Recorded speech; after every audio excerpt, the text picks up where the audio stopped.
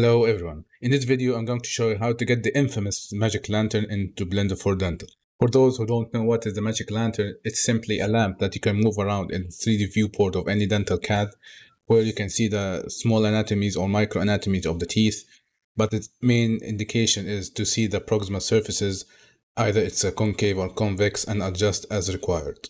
In this video, I'm going to show you the easier way, and in another video, I'm going to show you the more complex and advanced way of doing it. So in this video, to enable the magic lantern, we are going to go to this menu, which is viewport shading, and then enable the studio lighting and enable this icon. As you can see here now, the scene became darker, but we can move the light by using this rotation slider. As you can see, the light is moving, but it's only moving in the horizontal plane. That is the limitation of the easier way of this magic lantern.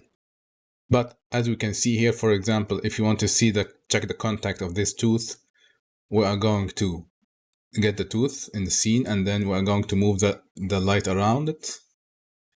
And as you can see here, you can appreciate the contours of the tooth and the proximal surfaces. As you move the light, the shade will show you if the contact is convex or concave, as you can see here.